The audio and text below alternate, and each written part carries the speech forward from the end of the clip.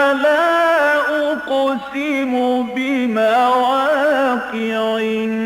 النجوم وإنه لقسم لو تعلمون عظيم إنه لقرآن كريم في كتاب مكنون لا يمسه إلا المطهرون تنزيل من رب العالمين.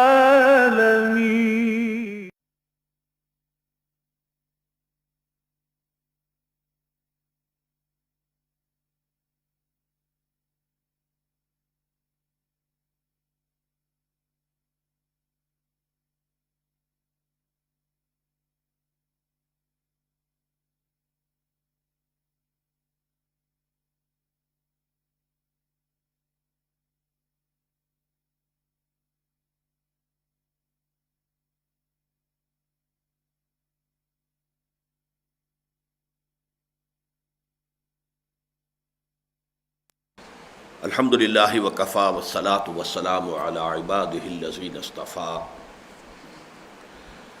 خصوصاً علی افضلہم وخاتم النبیین محمد الامین وعلی آلہ وصحبہ اجمعین. اما بعد فقد قال اللہ تبارک وتعالی کما ورد فی سورۃ البقرہ: اعوذ باللہ من الشیطان الرجیم، بسم اللہ الرحمن الرحیم. ألم تر إلى الذين خرجوا من ديارهم وهم ألوف حذر الموت فقال لهم الله موتوا ثم أحياهم إن الله لذو فضل على الناس ولكن أكثر الناس لا يشكرون. وقاتلوا في سبيل الله واعلموا أن الله سميع عليم.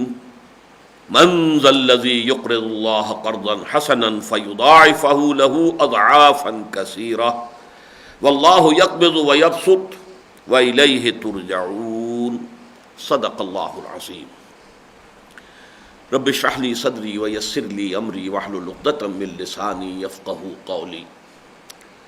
اللہم ربنا الہمنا رشدنا واعذنا من شرور انفسنا. اللہم ارنا الحق حقا وارزقنا اتباعہ وارنا الباطل باطلا وارزقنا اجتنابہ. اللہم وفقنا لما تحب وترضى وتقبل منا فإنك خیر المتقبلین. آمین یا رب العالمین. سورہ بقرہ میں جو 4 مضامین کی لڑیاں چل رہی ہیں 19ویں رکوع سے لے کے آخر تک، ان میں سے 2 جیسا کہ ہم دیکھ چکے ہیں ان کا تعلق ہے احکام شریعت سے، اور وہ 2 حصوں میں ہے، عبادات اور معاملات. اور 2 لڑیوں کا تعلق ہے جہاد فی سبیل اللہ سے، اور ان کو علیحدہ علیحدہ بیان کریں گے تو قتال فی سبیل اللہ اور انفاق فی سبیل اللہ. اب جو یہ 2 رکوع آ رہے ہیں، 32واں اور 33واں رکوع اس سورہ مبارکہ کے، ان دونوں میں پھر قتال فی سبیل اللہ کا مضمون آ رہا ہے، اس کے ساتھ ہی انفاق فی سبیل اللہ کا مضمون بھی ہے. لیکن یہ کہ اصلاً یہاں پر چونکہ یہ صورت نازل ہو رہی تھی غزوہ بدر سے متصلاً قبل، اس کے بعد یوں سمجھیے کہ کچھ ہی عرصے کے اندر وہ غزوہ بدر پیش آنے والا تھا، لہذا اب اس کے لیے مسلمانوں کو ذہناً تیار کیا جا رہا ہے. اور اس کے لیے جو حکمت اختیار کی گئی وہ یہ ہے کہ سابقہ امت مسلمہ کی تاریخ میں بھی جو غزوہ بدر ہی کی حیثیت رکھنے والی ایک جنگ تھی، اس کا یہاں تذکرہ کیا جا رہا ہے. میں یہاں چاہتا ہوں کہ ذرا سابقہ اور موجودہ مسلمان امتوں کا ماضی، حال اور مستقبل نامی جو میری کتاب ہے، اس میں اگرچہ تفصیل کے ساتھ تو دوسری چیزیں آئی ہیں، لیکن یہ ایک نکتہ بھی غالباً وہاں بیان ہوا ہے. لیکن آج میں چاہتا ہوں کہ کچھ کی تھوڑی سی وضاحت کر دوں کہ اگرچہ بہت سے اعتبارات سے، جیسے کہ حضور نے فرمایا لَيَأْتِيَنَّ عَلَىٰ أُمَّتِي مَا أَتَىٰ عَلَىٰ بَنِي إِسْرَائِيلَ حَزْوَ النَّعْلِ بِالنَّعْلِ، میری امت پر بھی وہ تمام حالات وارد ہو کر رہیں گے جو بنی اسرائیل پر وارد ہوئے تھے، بالکل ایسے جیسے ایک جوڑے کا ایک جوتا دوسرے جوتے سے مشابہ ہوتا ہے، کہ اگر وہ زمین پر رکھا ہوا جوڑا جوتوں کا تو نظر آئے گا کہ فرق ہے، پنجے کے رخ کے اعتبار سے وہ یوں ہے، لیکن تلوے ملا دیجئے تو کوئی بال برابر بھی فرق نہیں ہوگا۔ تو بالکل اسی طریقے کے حالات کے جو بنی اسرائیل کو پیش آئے تھے، میری امت کو بھی، امت مسلمہ کو بھی پیش آئے۔ بلکہ ایک دوسری حدیث میں یہاں تک فرمایا گیا تھا کہ جو جو گمراہیاں پیدا ہوئی تھی بنی اسرائیل میں، وہ ساری کی ساری ہے مسلمانوں تمہارے اندر بھی پیدا ہوں گی۔ لَتَتَّبِعُنَّ سُنَنَ مَنْ قَبْلَكُمْ، تم لازماً پیروی کرو گے انہی طریقوں کی کہ جو ان لوگوں کے تھے کہ جو تم سے پہلے تھے۔ فرمایا گیا یہاں تک کہ اگر وہ کہیں گوہ کے بل میں گھسے تھے تم بھی لازماً گھسو گے، اور اگر کہیں ان میں سے کوئی ایسا شقی اٹھا تھا جس نے اپنی ماں کے ساتھ بدکاری کی ہو تو تم میں بھی کوئی ایسا بدبخت ضرور پیدا ہو۔ تو یہ جو مشابہت ہے دونوں امتوں کے مابین، وہ تو جیسا کہ میں نے عرض کیا، میں نے تاریخ کے حوالے سے اس کو بہت واضح کیا اپنے اس کتاب میں، لیکن اس بہت زیادہ مشابہت کے ساتھ ساتھ کچھ معاملات مابہ الامتیاز بھی ہیں۔ وہ جو فرق والے معاملات ہیں آج ان کی طرف ذرا روشنی ڈالنا چاہتا ہوں۔ سب سے پہلی بات یہ کہ نبی اکرم صلی اللہ علیہ وسلم کے اپنے دست مبارک سے اور آپ کی اپنی زندگی کے اندر ایک بہت بڑے ملک پر اللہ کا دین بالفعل غالب ہو گیا، اسلامی ریاست قائم ہو گئی، جبکہ حضرت موسیٰ علیہ السلام کے ساتھ ایسا نہیں ہوا۔ حضرت موسیٰ علیہ السلام اپنی قوم کو لے کر نکلے ہیں، جو ایکسوڈس کہلاتا ہے، خروج، کتاب الخروج جو ہے، جو تورات کی پہلی 5 کتابیں ہیں جو حضرت موسیٰ علیہ السلام نے مرتب کر کے اپنی قوم کو دے دی تھی۔ بعد میں جو کتب ہیں وہ باقی انبیاء کے صحیفے ہیں، لیکن پہلی 5 کتابوں کے بارے میں یہ خیال ہے کہ یہ حضرت موسیٰ نے مرتب کر کے دی۔ بہرحال یہ جو 5 کتابیں ہیں ان کے ضمن میں جان لیجئے کہ یہ وضاحت کے ساتھ بات سامنے آ جاتی ہے کہ یہ جو خلافت راشدہ ہے، جو نبی اکرم صلی اللہ علیہ وسلم کے عہد کے ساتھ ہمارے ہاں تو متصل ہے، حضور کا انتقال اور خلافت راشدہ شروع، لیکن یہ ہے کہ وہاں ایسا نہیں ہوا، اس لیے کہ حضرت موسیٰ علیہ السلام جب اپنی قوم کو لے کر نکلے ہیں مصر سے، اور اس کے بعد جب جنگ کی نوبت آئی تو قوم نے کوڑا جواب دے دیا، فَذْهَبْ أَنْتَ وَرَبُّكَ فَقَاتِلَا إِنَّا هَاهُنَا قَاعِدُونَ، جاؤ موسیٰ تم اور تمہارا رب جنگ کرو، ہم تو یہیں بیٹھے ہیں۔ اس لیے کہ وہ قوم جو ہے جس کے خلاف تم چاہتے ہو کہ ہم قتال کریں، جنگ کریں، وہ تو بہت زور آور قوم ہے، ہم ان کا مقابلہ نہیں کر سکتے۔ نتیجہ یہ ہوا کہ ان پر ایک سزا مسلط کر دی گئی کہ اگر یہ بزدلی نہ دکھاتے تو ابھی یہ ارض مقدس فلسطین ہم ان کے ہاتھوں فتح کرا دیتے۔ یہ آیت جو ہے سورہ مائدہ کے اندر موجود ہے، لیکن اب جو انہوں نے بزدلی دکھائی ہے فَإِنَّهَا مُحَرَّمَةٌ عَلَيْهِمْ 40 سَنَةً، تو اب یہ ارض مقدس ان پر 40 برس تک حرام رہے گی۔ یہ 40 برس جو ہے اس کے بعد جو بیتے ہیں اسے صحرا نوردی کا دور وہ کہتے ہیں، اسی صحرائے تیہ میں یتیہون فی الارض، صحرائے تیہ کے اندر بھٹکتے پھریں گے۔ اس 40 سال کے دوران حضرت موسیٰ کا انتقال بھی ہو گیا، حضرت ہارون کا بھی ہو گیا، اور نہ صرف ان دونوں کا ہو گیا بلکہ جو لوگ بھی مصر سے نکلے تھے اور جنہوں نے غلامی کا داغ اٹھایا ہوا تھا وہ پوری نسل ختم ہو گئی۔ 40 سال کم نہیں ہوتے، اور اب ایک نئی نسل تیار ہوئی جو اسی صحرا نوردی کا جو دور ہے اسی میں پیدا ہوئی، پلی بڑھی جوان ہوئی، گویا کہ ان کی نفسیات جو ہے ان غلاموں کی نفسیات سے بنیادی طور پر مختلف تھی، اور یہ لوگ جفاکش تھے اس لیے کہ صحرا کی صعوبتیں انہوں نے جھیلی تھی۔ فطرت کے مقاصد کی کرتا ہے نگہبانی، یا بندہ صحرائی یا مرد کوہستانی، تو اب یہ فطرت کے مقاصد کو پورا کرنے کے قابل ہوئی یہ قوم۔ اور پھر حضرت موسیٰ علیہ السلام کے جو پہلے خلیفہ ہوئے جوشوا، یوشع ابن نون، جس کو کہ بائبل میں جوشوا کہا جاتا ہے، ان کی سرکردگی میں انہوں نے جنگ کی اور فلسطین فتح کر لیا۔ لیکن ایک بہت بڑی غلطی یہ کی کہ کوئی ایک مرکزی حکومت قائم نہیں کی، بلکہ 12 قبیلوں نے اپنی 12 چھوٹی چھوٹی ریاستیں بنا لی۔ اب جیسا کہ دنیا الملوکی ہو، اللہ تعالیٰ کا فیصلہ اٹل یہ تھا کہ وہ معجزہ ہم نہیں دکھائیں گے، لیکن یہ ہے کہ کیوں؟ اس لیے کہ اصل معجزہ قرآن ہے، یہ مانوی معجزہ ہے، یہ ہے اصل معجزہ محمد رسول اللہ صلی اللہ علیہ وسلم کا۔ جو بھی طالب ہدایت ہے وہ اس سے ہدایت پالے گا، اور جو طالب نہیں ہے بڑے سے بڑا معجزہ بھی اس کو ایمان لانے پر آمادہ نہیں کر سکتا۔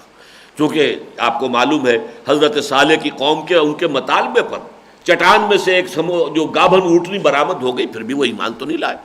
حضرت موسیٰ کے 9 معجزے دیکھے آل فرعون نے، وہ ایمان تو نہیں لائے۔ بہرحال یہ اصل میں اس دور میں خرق عادت چیزیں عام تھیں. اسی سورہ مبارکہ میں آگے چل کر حضرت عزیر کا ذکر آئے گا. 100 سال تک ان پر موت اللہ نے طاری رکھی اور ان کا جو گدھا تھا اس کی ہڈیاں بھی گل سڑ گئی تھیں. پھر ان کی نگاہوں کے سامنے ان ہڈیوں کو جوڑا اللہ نے اور وہ اللہ کے حکم سے وہ پھر زندہ جاگتا ہوا جیتا ہوا گدھا بن گیا. یہ ساری چیزیں ہیں قرآن کے اندر موجود ہیں. 300 برس تک جو ہے اصحاب کہف کو سلائے رکھا. تو اللہ تعالیٰ کی قدرت سے کوئی شے بعید نہیں ہے. لہذا اگر وہ جو روایات پر، چاہے وہ روایات اسرائیلی ہی ہوں، ان پر مبنی تفسیر جو ہے اس کے بھی قبول کرنے میں یہ امر مانے نہیں ہونا چاہیے کہ ہماری طبیعت جو یہ بات کرتی ہے کہ کیسے ہو سکتا. نہیں ہو سکتا ہے، بلکہ اس اعتبار سے کہ اولین دور کے یہ واقعات ہیں اور ان میں واقعتاً اس طرح کے حسی معجزات اور خرق عادت جو ہے واقعات یہ بہت کثرت کے ساتھ آئے. لیکن یہ کہ اگر یہ بات بھی اپنی جگہ پر وزنی ہے کہ قرآن مجید میں استعارے کی زبان میں بھی بات ہوئی ہے، تو اگر یہ استعارہ ہے تو پھر میرے نزدیک، یہ میں اپنی ذات کی رائے دے رہا ہوں کہ مجھے نہ مولانا اصلاحی صاحب کی رائے سے اتفاق ہے نہ مولانا مودودی کی رائے سے، بلکہ میرے نزدیک پھر یہ ایک آیت در حقیقت تمہید ہے اگلے واقعے کی پورے کی کہ جو سامنے آ رہا ہے کہ در حقیقت جب قوم جو تھی بنی اسرائیل کی، وہ مشرک جو ہم ان کے ہمسائے تھے، پڑوسی تھے، ان سب سے شکست کھا کر اپنے گھروں سے بھاگے ہیں اپنے بیوی بچوں کو چھوڑ کر، تو یہ گویا کہ ان کی معنوی موت تھی. اور اس کے بعد ان کا معنوی احیاء ہوا ہے جبکہ اللہ تعالیٰ کے نبی حضرت سموئیل علیہ السلام نے پھر حضرت طالوت کو نامزد کیا ہے، اور ان کے تحت پھر کچھ جو صادق الایمان لوگ تھے انہوں نے جم کر کافروں کا مقابلہ کیا ہے اور اللہ تعالیٰ نے انہیں فتح دی ہے. تو یہ گویا کہ انہیں ایک معنوی حیات ملی ہے، ایک فریش لیز آف ایگزسٹنس انہیں ملا ہے، ورنہ واقعتاً اجتماعی طور پر معنوی اعتبار سے وہ اس وقت مردہ حالت میں ہو چکے تھے. جیسا کہ آگے ہم پڑھیں گے، قد اخرجنا من ابنائنا و دیارنا، ہم تو نکال دیے گئے، ہمارے بیوی بچے انہوں نے اپنے قبضے میں لے لیے ہیں، انہیں غلام بنا لیا ہے، کنیزیں بنا لیا ہے، اور ہمارے تمام گھروں پر، ہمارے شہروں پر وہ قابض ہو گئے ہیں. تو گویا کہ وہ ایک معنوی موت ان پر طاری ہو گئی تھی. یہ جو رائے میں کہہ رہا ہوں اس کی میرے پاس ایک نظیر ہے. جیسے سورہ کہف میں آپ دیکھتے ہیں کہ پہلے 4 آیات میں اصحاب الکہف کا پورا قصہ بیان کر دیا، پھر 2.5 رکوعوں میں اس کی تفصیل آئی ہے. پہلے 4 آیات میں ام حسبت ان اصحاب الکہف والرقیم کانوا من آیاتنا عجبا اذ اول الفتیۃ الی الکہف فقالوا ربنا آتنا من لدنک رحمۃ وہیئ لنا من امرنا رشدا فضربنا على آذانهم في الكهف سنين عددا ثم بعثناهم لنعلم أي الحزبين أحصى لما لبثوا أمدا. پورا واقعہ 4 آیات میں آ گیا. لیکن پھر اس کے بعد آیت آئی ہے نحن نقص عليك نبأهم بالحق، اے نبی اب ہم ان کا پورا واقعہ آپ کے سامنے بیان کرتے ہیں حق کے ساتھ. پھر 2.5 رکوعوں پر پھیلی ہوئی گفتگو ہے. تو بالکل اسی طرح میرے نزدیک ان 2 رکوعوں میں جو تفصیل سے واقعہ آ رہا ہے کہ حضرت سموئیل سے کہا گیا کہ آپ ہمارے لیے کوئی سپہ سالار نامزد کر دیں، انہوں نے حضرت طالوت کو نامزد کیا. پھر یہ کہ ان کی جنگ ہوئی ہے جو اس وقت کا سب سے بڑا بادشاہ تھا کہ جس نے ان کو شکستوں پر شکستیں دی تھی. گولیت اس کو کہتے ہیں انگریزی میں، جالوت کا یہاں پر لفظ آیا ہے. تو ڈیوڈ اینڈ گولیت، یہ تو اس کی پکچرز بھی بنی ہوئی آپ نے دیکھی شاید ہو کبھی، ان کے کم سے کم اشتہار آپ کے نگاہوں سے گزرے ہوں گے، اس لیے کہ یہ ببلیکل سٹوریز جو ہیں ان کی بہت سی وہ پکچرز بنی ہوئی ہیں. تو اس کے حوالے سے پھر وہ جنگ ہوئی ہے اور اس جنگ کے نتیجے میں پھر ان کا عہد ذری جو ہے اس کا آغاز ہوا. گویا کہ انہیں حیات تازہ ملی ہے. جب تک جو ہے وہ ایک مانوی طور پر اور اجتماعی سطح پر، قومی سطح پر گویا کہ مردہ ہو چکے تھے، اب انہیں ایک نئی زندگی مل گئی. اس کے لیے پہلے تمہیداً یہ آیت الم تر الی الذین خرجوا من دیارہم وهم الوف حذر الموت فقال لهم اللہ موتوا ثم احیاهم ان اللہ لذو فضل علی الناس ولکن اکثر الناس لا یشکرون. لیکن اس کے بعد اب اس واقعے کو تفصیل میں بیان کرنے سے پہلے اب مسلمانوں سے خطاب ہو گیا کہ در حقیقت معلوم ہو جائے یہ سب کچھ تمہیں کیوں سنایا جا رہا ہے. فرمایا وَقَاتِلُوا فِي سَبِيلِ اللَّهِ وَاعْلَمُوا أَنَّ اللَّهَ سَمِيعٌ عَلِيمٌ. اے مسلمانوں اب جنگ کرو اللہ کی راہ. یہ اذن قتال تو سورہ حج کے اندر آ چکا تھا. اذن للذین یقاتلون، تو ان کے لیے تو ظاہر بات ہے کہ اذن جو ہے قتال کا سورہ حج، لیکن یہ کہ حکم قتال قاتلوا فی سبیل اللہ الذین یقاتلونکم، اور پھر یہ کہ وقاتلوہم حتی لا تکون فتنۃ ویکون الدین للہ. اور اس کے بعد یہاں بھی کہ کتب علیکم القتال وہو کرہ لکم وعسى ان تکرہوا شیئا وہو خیر لکم وعسى ان تحبوا شیئا وہو شر لکم واللہ یعلم وانتم لا تعلمون. یہ ساری آیتیں تو ہم پڑھ چکے ہیں. اب حسبتم ان تدخلوا الجنہ ولما یاتکم مثل الذین خلوا من قبلکم مستهم الباساء والضراء وزلزلوا حتى يقول الرسول والذین آمنوا معه متى نصر اللہ الا ان نصر اللہ قریب. تو یہ قتال کا مضمون جو لڑی جو ہے وہ چلی آ رہی ہے مسلسل، اور بلکہ سب سے پہلے جو ہے 19ویں رکوع ہی میں ولا تقولوا لمن يقتل في سبيل اللہ عباس سے بات شروع کی گئی. لیکن اب یہاں پر دوبارہ اس پورا جو غزوہ بدر کا یوں سمجھیے کہ جو ریہرسل ہوا ہے پچھلی امت کے اندر،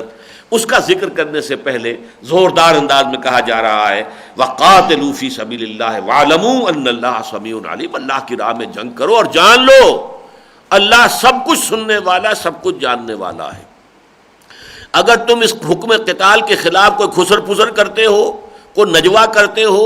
کوئی ایک دوسرے کو روکنے کی کوشش کرتے ہو، تو اللہ سمیع ہے، سن رہا ہے.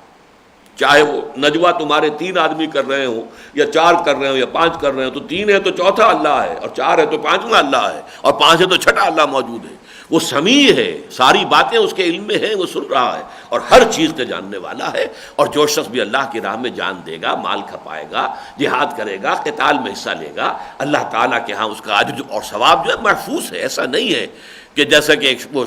مصرع ہے کہ مر گئے ہم انہیں خبر نہ ہوئی، کہ جس کے لیے انسان جو ہے کوئی کام کرتا ہے اسے پتہ ہی نہ چلے کہ میرے لیے یہ کام کیا گیا ہے، تو ظاہر بات ہے کہ پھر تو اس کی محنت جو ہے وہ اکارت گئی. لیکن اللہ تعالیٰ کے لیے جو بھی تم ایثار کرو گے، جو قربانی کرو گے، جو محنت کرو گے، جو وقت لگاؤ گے، جو اپنا جو ہے صلاحیت صرف کرو گے، وہ سب اللہ کے علم میں. وَقَاتِلُوا فِي سَبِيلِ اللَّهِ وَاعْلَمُوا أَنَّ اللَّهَ سَمِيعٌ عَلِيمٌ. مَنْ ذَا الَّذِي يُقْرِضُ اللَّهَ قَرْضًا حَسَنًا فَيُضَاعِفَهُ لَهُ أَضْعَافًا كَثِيرَةً. کون ہے وہ لوگ؟ اب یہ جو انداز ہے یہ قرآن مجید میں کئی جگہ آیا ہے، اور یہ در حقیقت غالب نے جو اپنے ایک شعر میں اسلوب اپنایا ہے وہ یہ اسلوب ہے جو یہاں سے اخذ کیا گیا ہے. کون ہوتا ہے حریف میں مرد افغن عشق، ہے مقرر لب ساقی پہ صلاح میرے بات. تو کون ہے وہ؟ من ذا الذی، کون ہے وہ باہمت لوگ؟ الذی یقرض اللہ قرضا حسنا، جو اللہ کو قرض حسنا دے. اللہ کی راہ میں مال خرچ کرو گے، اسلحہ کے لیے، رسد کے لیے، اور بھی جو بھی ضروریات ہیں جنگ کی. اب قتال کا مرحلہ آ رہا ہے، جو بھی اس کے اندر پیسہ لگائے گا، صرف کرے گا، وہ اللہ کے ذمہ قرض ہے. اس لیے کہ اس قتال کا مقصد ہے اللہ کے دین کو غالب کرنا. اس کے لیے جو اصل جو اس کا ہدف ہے وہ اقامت دین ہے، وہ تاکہ اللہ کا دین غالب ہو جائے. لہذا من ذا الذی یقرض اللہ قرضا حسنا فیضاعفہ لہ اضعافا کثیرا. تو جو قرض حسنہ تم اللہ کو دے گو، دنیا میں تو جو قرض حسنہ دیا جاتا ہے اس پر کوئی اضافہ نہیں لیا جا سکتا، اس لیے کہ وہ تو سود ہو جائے گا، طے کر کے نہیں لیا جا سکتا. ویسے حضور نے اس کی تلقین کی ہے، ترغیب دلائی ہے کہ آپ نے اگر کسی سے کچھ قرض لیا تھا تو آپ جب واپس کریں کچھ اضافی طور پر اس کو کوئی چیز دے دیں، تو اس میں کوئی برائی نہیں ہے. وہ اسے اپنا حق نہ سمجھے، وہ ایک طرح کا ہدیہ ہو، وہ اس میں اضافہ کر دے تو کوئی حرج نہیں ہے. لیکن یہ کہ اگر طے کر کے کیا جائے گا تو وہ سود ہو جائے گا، وہ حرام ہے، اور سب سے زیادہ حرام شے وہی ہے اسلام کے اندر. اس حوالے سے فرمایا لیکن اللہ کو جو قرض حسنہ تم دو گے تو وہ قرض حسنہ فَيُضَاعِفَهُ لَهُ أَضْعَافًا كَثِيرًا، تو اللہ تو اسے دگنا چوگنا بڑھاتا چلا جائے گا. اور وہ اس کے بڑھنے میں تو آپ کو معلوم ہے آگے چل کر پورے 2 رکوع، جیسے قتال پر اب یہ 2 رکوع آ رہے ہیں یہاں، ایسے ہی ذرا آگے چل کر پورے 2 رکوع انفاق فی سبیل اللہ پر آئیں گے. اور وہاں مثال یہ دی گئی ہے کہ ایسے ہی ہے جیسے کہ ایک گندم کا دانہ آپ نے زمین کے اندر بویا تھا، اس سے جو ایک پودا نکلا ہے اس میں 7 سٹے ہیں اور ہر سٹے میں 100 دانے ہیں، تو 700 دانے ایک دانے سے وجود میں آ گئے. اسی طریقے سے تم اللہ کی راہ میں جو کچھ خرچ کرو گے اس کا اجر جو ہے اللہ کے ہاں تمہیں 700 گنا تک ملے گا، بلکہ اس سے بھی زیادہ. اب اللہ چاہے گا وَيُضَاعِفُ لِمَن يَشَاءُ، جس کے لیے چاہے گا اور زیادہ بڑھا دے گا. تو فرمایا من ذا الذی یقرض اللہ قرضا حسنا فیضاعفہ لہ اضعافا کثیرا واللہ یقبض ویبسط. باقی رہ گیا یہ خیال کہ میں اپنا مال دوں گا تو کم ہو جائے گا میرے پاس مال. یہ تو اللہ ہے جو مال کو تنگ بھی کرتا ہے پھیلاتا بھی ہے. تمہارے پاس جو بچت رہ جائے گی اللہ شاید اس کے اندر اتنی برکت ڈال دے کہ تم اگر نہ خرچ کرو گے اور اس میں بے برکتی پیدا ہو جائے تو اس کے اندر سے وہ فوائد حاصل ہی نہ ہو سکے جو تم کرنا چاہتے ہو. یہ تو سارا اللہ کے قبضہ قدرت میں ہے. واللہ یقبض ویبسط، وہ تو اصل میں تنگ بھی کر دیتا ہے اور کھول بھی دیتا ہے، یہ اس کا اختیار مطلق ہے. وَإِلَيْهِ تُرْجَعُونَ، اور بالآخر تم سب اس کی طرف لوٹا دیے جاؤ گے.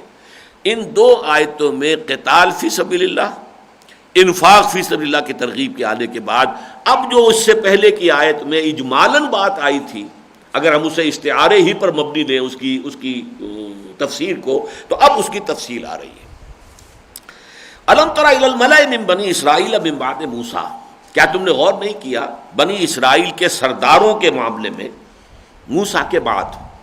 اور جیسا کہ میں نے عرض کیا، یہ تقریباً حضرت موسیٰ علیہ السلام کے بعد 300 برس کے بعد یہ واقعہ ہوا ہے۔ اذ قالوا لنبی لہم ابعث لنا ملکا نقاتل فی سبیل اللہ، جب انہوں نے کہا اپنے اس وقت کے نبی سے، اور یہ سموئیل علیہ السلام ہے۔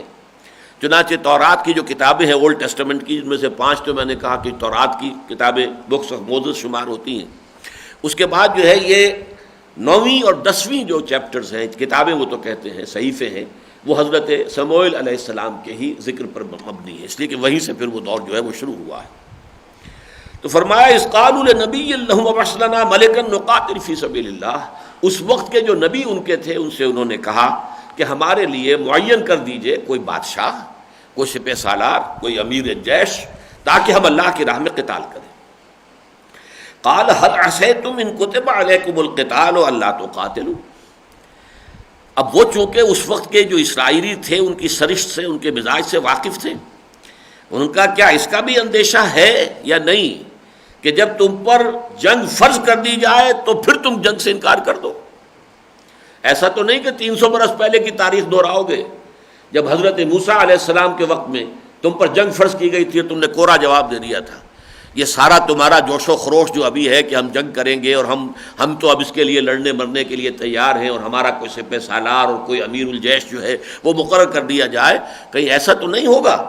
هل عصیتم ان کتب علیکم القتال، کہ پھر جب اللہ کی طرف سے تمہارے لیے نامزد بھی کر دیا جائے سپہ سالار امیر الجیش، اور اللہ کی طرف سے تمہیں حکم بھی دے دیا جائے کہ اب بڑھو اور قتال کرو اللہ کی راہ میں، تو پھر کہیں تم انکار نہ کر بیٹھو۔ قالوا وما لنا الا نقاتل فی سبیل اللہ وقد اخرجنا من دیارنا وابنائنا، ان کا کیسے ہو سکتا ہے، کیا ہو جائے گا ہمیں کہ ہم نہیں قتال کریں گے اللہ کی راہ میں؟ کیسے ممکن ہے یہ، جبکہ ہم تو نکال باہر کیے گئے ہیں اپنے ملکوں سے، اپنے گھروں سے اور اپنے بیٹوں سے، یعنی ہماری اولادوں کو انہوں نے اپنے پاس رکھ لیا ہے، ہماری بیویوں کو انہوں نے اپنے پاس رکھ لیا ہے، انہیں کنیزیں بنا لیا ہے، انہیں غلام بنا لیا ہے، اور ہم اپنی جانیں بچا کر بھاگنے پر مجبور ہو گئے ہیں، ہمیں اپنے شہر چھوڑنے پڑے، اپنے گھر چھوڑنے پڑے۔ تو اب ظاہر بات ہے کہ ہم تو اس ڈیسپریٹ کیفیت تک پہنچ چکے ہیں کہ اب ہمارے لیے کوئی اور امکان ہے ہی نہیں، ہمیں تو لازمی جنگ کرنی ہے۔ فلما كتب عليهم القتال تولوا الا قليلا منهم، لیکن جب وقت آیا اور ان پر جنگ فرض کر دی گئی تو ان میں سے سوائے ایک مختصر سی تعداد کے باقی سب نے منہ موڑ لیا، یعنی ان کی جو بھی وہ سرشت تھی وہ وہاں بھی جو ہے سامنے آ گئی، اور وہ سارا جوش و خروش جو ہے جب جنگ کا حکم اللہ تعالیٰ کی طرف سے آیا تو ٹھنڈا پڑ گیا۔ لیکن یہ کہ کچھ نہ کچھ لوگ جو تھے وہ اس پہ قابل، الا قلیلا منہم، کچھ لوگ تھے کہ جو ثابت قدم رہے۔ واللہ علیم بالظالمین، اور اللہ ان ظالموں سے خوب واقف ہے، اللہ کو معلوم ہے جو بڑھ چڑھ کر باتیں بنا رہے تھے اور پھر پیٹھ دکھا کر پیچھے ہٹ گئے، اللہ ایک ایک کو جانتا ہے۔ وقال لهم نبیہم ان اللہ قد بعث لکم طالوت ملکا، ان کے نبی نے حضرت سموئیل علیہ السلام نے یہ کہا ان سے کہ اللہ تعالیٰ نے مقرر کیا ہے تمہارے لیے طالوت کو بادشاہ، وہ سپہ سالار ہوگا، وہ امیر الجیش ہوگا، اس کی سرکردگی میں تمہیں قتال اور جنگ کرنی ہے۔ ان کا نام تورات میں ساؤل ہے، SAUL، قرآن مجید میں طالوت ہے، اور غالباً قرآن مجید نے ان کا یہ صفاتی نام لیا ہے اس لیے کہ وہ بہت قداور تھے، طول القد۔ تو جیسے ہمارے ہاں ہوتا ہے کوئی بہت قداور آدمی ہو تو اسے لمبو کہہ دیتے ہیں، وہ اس کا نام پڑ جاتا ہے، تو اسی طریقے سے طالوت اصل میں طول سے، چونکہ بہت ہی دراز قد انسان تھے اور بہت جسیم انسان، بہت پہلوان انسان تھے، لہذا ان کا جو صفاتی نام ہے طالوت، قرآن مجید نے وہ اختیار کیا ہے۔ غالباً ان کا ذاتی نام جو ہے وہ ساؤل تھا، واللہ عالم۔ یہ تطبیق ہو سکتی ہے تورات کے بیان میں اور قرآن مجید کے بیان میں۔ وقال لهم نبيهم ان الله قد بعث لكم طالوت ملكا قالوا ان يكون له الملك علينا ونحن احق بالملك منه ولم يؤت سعة من المال، انہوں نے کہا کیسے ممکن ہے کہ وہ ہمارا بادشاہ بنے، اسے حکومت ملے ہمارے اوپر، وہ ہمارا سردار بنے، ہم اس سے کہیں زیادہ حقدار ہیں سرداری کے، اس کے مقابلے میں اس کے پاس تو مال و دولت ہی نہیں ہے۔ لم یؤت سعة من المال، مال کی وسعت اسے حاصل ہی نہیں ہے، اس کے پاس دولت نہیں ہے، اس کے پاس کوئی جو ہے خزانے نہیں ہے.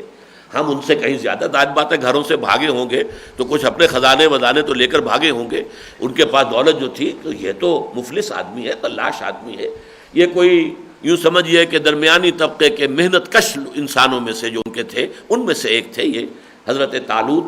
لیکن یہ کہ ان کی بادشاہت پر انہوں نے اعتراض کیا. مزاج ان کا بدلہ نہیں ہے، وہ 300 برس یہ بلکہ اس سے پہلے جو یوں سمجھیے کہ 60-70 برس حضرت موسیٰ علیہ السلام کے ساتھ انہوں نے گزارے ہیں،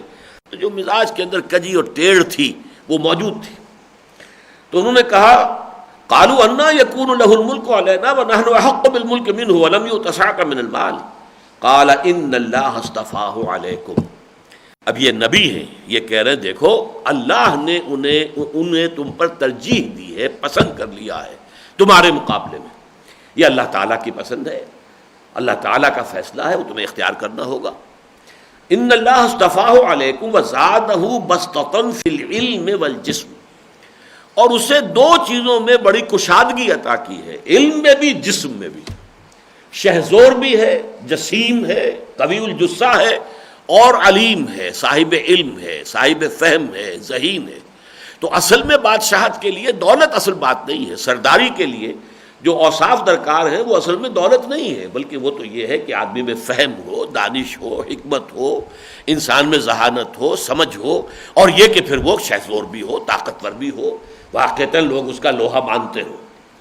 وَزَادَهُ بَسْطَةً فِي الْعِلْمِ وَالْجِسْمِ وَاللَّهُ يُؤْتِي مُلْكَهُ مَن يَشَاءُ. اور یہ تو بات تمہیں ماننی پڑے گی اگر تم اللہ کو مانتے ہو کہ اللہ کا اختیار مطلق ہے، وہ جسے چاہے حکومت عطا کر دے. یہ تو اللہ تعالیٰ کی طرف سے فیصلہ ہے، یہ میرا فیصلہ نہیں ہے. میں تو اللہ کے نبی کی ہونے کی حیثیت سے تمہارے سامنے اللہ کا فیصلہ بیان کر رہا ہوں. واللہ واسع علیم، اور اللہ بہت وسعت والا ہے، سمائی والا ہے. اس کے علم کے اندر بھی بڑی وسعت ہے، اور اس کے علم کے اندر بھی، اور اس کی قدرت میں اس کے خزانے وسیع ہیں. واسع علیم، واسع بھی ہے، علیم بھی ہے. وقال لهم نبیہم ان آیت ملکہ ان یاتیکم التابوت فیہ سکینۃ من ربکم وبقیۃ مما ترک آل موسیٰ وآل ہارون تحملہ الملائکہ. اب جیسا کہ میں نے عرض کیا تھا نا کہ یہ اس زمانے میں ابھی ذہنی اور فکری اعتبار سے عہد طفولیت کی وجہ سے تو انہیں نشانیاں کوئی خاص معجزات کی شکل میں دکھانا جو ہے وہ ان کی گویا کہ ایک ضرورت تھی اس وقت کی ذہنی سطح کے اعتبار سے. تو نبی حضرت سموئیل علیہ السلام نے ان سے کہا کہ دیکھو یہ جو اللہ کی طرف سے نامزدگی ہوئی ہے طالوت کی کہ یہ اب تمہارا سردار ہے، امیر ہے، امیر الجیش ہے، بادشاہ ہے، جو بھی کہو، تو اس کی بادشاہت کی ایک نشانی یہ ہے کہ وہ تابوت جو تم سے چھن گیا ہے، یہ تابوت اصل میں ایک صندوق ہے، تھا بھی کہہ سکتے ہیں، ہے بھی کہہ سکتے ہیں. یہودیوں کا عقیدہ ہے کہ اب بھی وہ موجود ہے، اور بیت المقدس میں یہ مسجد اقصیٰ کے نیچے جو سرنگیں ہیں، ٹنلز ہیں، ان میں کہیں وہ موجود ہے، اور وہ نکالنا چاہتے ہیں. جب بھی انہیں موقع ملے گا وہ مسجد اقصیٰ کو گرائیں گے، اور قبۃ الصخرہ جو ہے اس کو بھی، ڈوم آف دی راک جہاں سے کہ حضور کا سفر معراج شروع ہوا تھا، آسمانی سفر، اس کو بھی گرائیں گے، اور انہیں اپنا ٹیمپل دوبارہ تعمیر کرنا ہے، ساری بنیادیں کھودیں گے. ان کا عقیدہ یہ ہے کہ وہ صندوق اب بھی وہاں موجود ہے. یہ اصل میں لکڑی کا ایک صندوق تھا، اس کی پیمائشیں بھی دی گئی ہیں، 2.5 فٹ لمبا، 1.5 فٹ چوڑا، 1.5 فٹ اونچا. اس میں تبرکات تھے، حضرت موسیٰ علیہ السلام کے تبرکات، حضرت ہارون علیہ السلام کے. اس میں وہ تختیاں بھی رکھی ہوئی ہیں کہ جن پر وہ احکام عشرہ جو ہیں، جو پتھر کی تختیاں تھیں کہ جو کندہ کر کے اللہ تعالیٰ نے کوہ طور پر حضرت موسیٰ علیہ السلام کو عطا فرمائی تھی، وہ تختیاں، وہ اصل احکام عشرہ جو ہیں، دی 10 کمانڈمنٹس، وہ بھی وہاں پر موجود ہیں. اس کے اندر حضرت موسیٰ کا عصا بھی اس میں موجود ہے.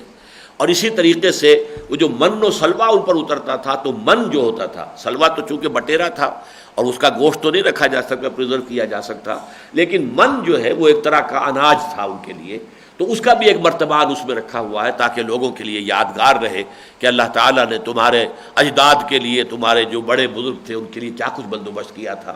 تو یہ تبرکات جو ہیں یہ انہیں نہایت عزیز اور محترم تھی. یہ تابوت سکینہ کہلاتا ہے. اس میں ان کے لیے سکین، تسکین، ان کے دل کا اطمینان، ان کے روح کا قرار جو ہے وہ اس صندوق کے ساتھ وابستہ تھا. اور گویا کہ اسی صندوق کو وہ اپنا قبلہ مانتے تھے. چنانچہ جہاں کہیں بھی ہوتا تھا اس کو آگے رکھتے تھے. اگر قربانی پیش کر رہے ہیں تو صندوق سکینہ آ کے رکھا ہوا ہے، یا کہیں پر کوئی اور عبادات کر رہے ہیں تو صندوق سکینہ جو ہے وہ تابوت سکینہ وہ آگے رکھا ہوا ہے. سفر بھی کرتے تھے تو اسے اپنے آگے آ کے لے کر چلتے تھے تاکہ اس سے انہیں برکت حاصل ہو اور نصرت حاصل ہو. لیکن جب یہ جنگیں ہوئی تھیں آس پاس کی مشرک اقوام سے تو وہ قوم جو ہے ان سے یہ تابوت سکینہ چھین کر لے گئی. اور یہ چیز در حقیقت ان کے لیے گویا کہ سب سے بڑا سور جو ہے، یوں سمجھیے کہ دل پر جو زخم لگا ہوا تھا ان کے لیے وہ یہ تھا کہ وہ تابوت سکینہ، وہ ان کے دل کا سکون اور چین جس چیز میں تھی، جس میں تھا، وہ ان سے گویا کہ محروم ہو گئے. اس کے لیے فرمایا گیا کہ طالوت کے اس عہد میں وہ تابوت سکینہ تمہارے پاس واپس آ جائے گا ایک معجزے کے طور پر، اور یہ نشانی ہوگی اس بات کی کہ طالوت کو اللہ تعالیٰ نے نامزد کیا ہے تاکہ اس معجزے سے تمہیں اس پر یقین حاصل ہو جائے، اطمینان ہو جائے. ادھر ہوا یہ کہ اصل میں وہ جب مشرک اس تابوت کو چھین کر لے کر گئے تو ان کے ساتھ معاملات یہ پیش آتے رہے کہ جہاں اس تابوت کو رکھتے تھے وہیں پر کوئی وبا پھوٹ پڑتی تھی، ان کے لیے مصیبت آ جاتی تھی. تو انہوں نے سمجھا کہ یہ ہمارے لیے کوئی بہت بڑی نحوست ہے. تو انہوں نے یہ کیا کہ ایک بیل گاڑی لی، اس پر وہ صندوق رکھا اور بغیر کسی کوچوان کے، ہانکنے والے کے، وہ بیلوں کو ہانک دیا زور سے، نکل جاؤ جدھر جانا چلے جاؤ. وہ بیل جو ہے سیدھے بنی اسرائیل کے ڈیرے کی طرف آ گئے. اور گویا کہ یہ معاملات چونکہ ہوتے ہیں اللہ تعالیٰ کے حکم کے تحت، گویا کہ فرشتے اس بیل گاڑی کو ہانک کر لے آئے ان کے کیمپ تک، اور یہاں اس طریقے سے وہ نشانی ظاہر ہو گئی. اس لیے اللہ تعالیٰ نے یہاں فرمایا تحملہ الملائکہ، جسے کہ اٹھائے ہوئے ہیں فرشتے. فرشتے اسے لے کر آ رہے ہیں اور ان کی بادشاہت کی علامت کے طور پر بغیر لڑے بھیڑے وہ تابوت تمہارے پاس واپس آ جائے گا. وقال لهم نبيهم ان آیۃ ملکہ ان یاتیکم التابوت فیہ سکینۃ من ربکم وبقیۃ مما ترک آل موسیٰ وآل ہارون تحملہ الملائکہ. اس سے ہمارے ہاں کے بعض صوفیہ نے پھر یہ مسئلہ بھی نکالا ہے کہ بزرگوں کے خرقے، ان کے لباس یا ان کے عمامے، یہ چیزیں بھی اگر محفوظ رکھی جائیں تو یہ گویا کہ کوئی شے اسلام کے خلاف نہیں ہے. اس لیے کہ اگر حضرت موسیٰ علیہ السلام کے تبرکات اور اگر حضرت ہارون کے مما ترک آل موسیٰ و آل ہارون اگر یہ رکھے گئے ہیں تو گویا کہ ان میں کوئی بات نہیں ہے کہ ان کے ذریعے سے کوئی، اللہ تعالیٰ دینے والا اللہ ہے، برکت تو اللہ ڈالتا ہے، لیکن ان چیزوں سے بھی کوئی تبرک کی کیفیت جو ہے وہ کی لی جا سکتی ہے. وہ آل ہارون تحملہ الملائکہ، اسے اس وقت سنبھالے ہوئے ہیں فرشتے. ان فی ذلک لآیۃ لکم ان کنتم مؤمنین، یقیناً اسی میں تمہارے لیے نشانی ہے اگر تم ماننے والے ہو، اگر تم صاحب ایمان ہو. اس کے بعد تمہارا دل جو ہے پوری طرح ٹھک جانا چاہیے، اس پر تمہیں پورا انشراح صدر ہو جانا چاہیے کہ واقعتاً یہ اللہ تعالیٰ کی طرف سے نامزدگی ہوئی ہے طالوت کی. فلما فصل طالوت بالجنود، اب جب حضرت طالوت اپنے لشکروں کو لے کر چلے، فصلہ یعنی جو کیمپ تھا اس سے نکلے، فصل علیحدہ ہو جانا، جب وہ روانہ ہوئے، قال ان اللہ مبتلیکم بنہر، تو انہوں نے کہا اپنے لشکریوں سے، فوجیوں سے، اللہ تعالیٰ تمہارا امتحان لے گا ایک دریا کے ذریعے یا ندی کے ذریعے سے. اور تورات کی روح سے یہ دریا اردن ہے. یہ اصل میں یردن یہ کے ساتھ بھی لکھتے ہیں یردن، ہمارے ہاں اردن الف سے لکھا جاتا ہے، لیکن یہ جارڈن اور یردن یہ کے ساتھ جو ہے پہلے یہ لکھا جاتا تھا. اور یہ ٹرانس جارڈن جو بنایا تھا ایک ملک، جو کہ انگریزوں نے جب پہلی جنگ عظیم کے بعد سلطنت عثمانیہ کے چیتھڑے اڑائے گئے، حصے بکھرے کیے گئے، تو ٹرانس جارڈن کہا گیا تھا اسے، جو اب اردن کہلاتا ہے صرف جارڈن، اس لیے کہ یہ دریا اردن کے دونوں طرف تھا. مغربی کنارہ جسے ویسٹ بینک کہتے ہیں یہ بھی اسی کے دریا اردن کے مغرب کا علاقہ تھا، یہ بھی اسی اردن کا حصہ تھا، اور پھر مشرق کا تو وہ ہے، اب بھی ہے. تو یہ ٹرانس جارڈن بنایا گیا، اور جس سے وعدہ یہ کیا گیا تھا کہ ہم تمہیں پورے عرب کا بادشاہ بنا دیں گے، جس نے کہ پھر غداری کی اور ترکوں کے خلاف بغاوت کی. اس کے بس 2 بیٹوں کو یہ 2 حکومتیں بنا کر چھوٹی چھوٹی دے دی گئیں، اور وہ بھی اپنے انگوٹھے کے تلے، وہ بھی کوئی آزاد بادشاہ نہیں تھے، ایک عراق کا بادشاہ اور ایک یہ ٹرانس جارڈن کا بادشاہ. تو یہ کہ دریائے اردن درمیان میں آ رہا تھا جسے کراس کر رہے تھے. یہ مختصر سا دریا ہے، کل تو اس کی لمبائی اگر آپ نقشے پر دیکھیں گے تو وہ 60-70 میل سے زیادہ نہیں ہے، لیکن وہ چونکہ بہت ایچ پیچ کر کے چلتا ہے تو وہ کوئی تقریباً ٹوٹل اس کی مسافت 200 میل بن جاتی ہے. پانی بھی بہت زیادہ نہیں ہے، اور یہ ڈیڈ سی ہے، بحرۂ مردار، اس میں جا کے یہ گر جاتا ہے. تو اس دریا کا اور اس کا جو نچلا حصہ ہے اس کا پانی بہت گدلا بھی ہے اور مضر صحت بھی ہے. جو ابتدائی شمالی حصہ ہے وہ بہت صاف پانی ہے، بہت عمدہ پانی ہے پینے کے لیے، لیکن نچلا حصہ معلوم ہوتا ہے کہ وہ کچھ ایسی زمین میں سے نکلتا ہے کہ جہاں سے کوئی منرلز جو ہیں جو نقصان دہ ہیں وہ اس کے اندر شامل ہو جاتے ہیں، تو اس کی وجہ سے جو نچلا حصہ ہے اس کا وہ بہت گدلا بھی ہے اور اس کے اندر مضر صحت چیزیں موجود ہیں۔ ہو سکتا ہے کہ اس نچلے حصے ہی کو کوئی کراس کر رہے ہوں، اور حضرت طالوت نے حکم یہ دے دیا کہ اب یہ اللہ تعالیٰ کی طرف سے تمہاری آزمائش کے لیے کہ تمہارے ڈسپلن کو دیکھنا ہے، اب تم پر یہ حکم ہے کہ اس دریا کا پانی مت پینا، زیادہ سے زیادہ کوئی ایک ہاتھ میں چلو بھر لے لے تو لے لے، لیکن یہ کہ پانی سیراب ہو کر پوری طریقے سے پیٹ بھرنا جو ہے وہ اگر کوئی کرے گا تو پھر اس کا مجھ سے کوئی تعلق نہیں ہوگا، یہ گویا کہ چھانٹی۔ یہ یوں سمجھیے جو کہا گیا کہ فلما فصل طالوت بالجنود قال ان اللہ مبتلیکم بنہر، اللہ تعالیٰ تمہارا ابتلا تمہیں کرنے والا ہے، امتحان آزمائش ایک نہر کے ذریعے سے، دریا کے ذریعے سے، فمن شرب منہ فلیس منی، جو کوئی اس میں سے سیر ہو کر پیے گا پھر وہ مجھ سے نہیں ہے، یعنی وہ میرے لشکر سے پھر علیحدہ ہو جائے، وہ ہمارے ساتھ نہیں رہے گا۔ ومن لم یطعمہ فإنہ منی، اور جو اسے نہیں چکھے گا وہ ہوگا جو کہ میرا ساتھی ہوگا، وہ میرے ساتھ آگے چلے گا تاکہ جنگ میں حصہ لے، الا من اغترف غرفۃ بیدہ، سوائے اس کے کہ صرف اپنے ہاتھ سے کوئی چلو پانی لے لے، اس لیے کہ سفر میں پیاس کی شدید شدت کی کیفیت سے تھی، لیکن یہ کہ ان کا ایک امتحان لیا گیا ہے۔ یہ جو امتحان ہے در حقیقت یہی امتحان حضور نے لیا ہے غزوہ بدر سے پہلے۔ غزوہ بدر کے بارے میں اصل میں بہت سے مغالطے ہیں لوگوں کو، اور علامہ شبلی نعمانی نے اس میں بہت سے مغالطے پیدا کیے ہیں۔ شبلی کی سیرت کے اندر بہت سی چیزیں غلط ہیں جو شامل ہوئی ہیں، لیکن یہ کہ اب اللہ کے فضل و کرم سے بہت سی ایسی کتابیں آ چکی ہیں میدان میں، ان میں سے خاص طور پر الرحیق المختوم جو ہے، جس پر کہ سعودی عرب کی طرف سے بہت بڑا ایوارڈ ان کو ملا تھا، ہندوستان کے ایک عالم دین ہے، عربی زبان میں لکھی تھی، اس کا ترجمہ بھی اب موجود ہے۔ میرے نزدیک مستند ترین سیرت اس وقت جو موجود ہے دنیا میں وہ وہی ہے، لیکن یہ کہ اس میں جو مغالطے ہیں غزوہ بدر کے بارے میں وہ یہ ہے کہ یہ سمجھا یہ جا رہا ہے کہ یہ شروع سے ہی جنگ کے لیے نکلے مدینے سے، یہ بات نہیں تھی۔ مدینے سے حضور جب نکلے ہیں تو پیش نظر جیسے کہ اس سے پہلے 8 مہمات تھیں، جن میں سے 4 غزوات بھی تھے، اور وہ سب کی سب کس لیے تھی کہ قریش کے قافلوں کا راستہ روکا جائے۔ تو اس وقت بھی وہ قریش کا قافلہ جو ابو سفیان کی سرکردگی میں شام گیا ہوا تھا، اس کا حضور نے اس وقت بھی پیچھا کیا تھا، تعاقب کیا تھا، لیکن وہ نکل گیا۔ اب آپ کو اطلاع ملی کہ وہ قافلہ واپس آ رہا ہے، تو صرف قافلے کا راستہ روکنے کے لیے حضور نے کہا کہ چلو میرے ساتھ جو بھی چلنا چاہتے ہیں۔ کوئی نفیر عام جنگ کے لیے تھی نہیں، اسی لیے لوگوں نے ہتھیار ہی نہیں لیے، بغیر ہتھیار گئے، 2 تلواریں اور چند نیزے کل۔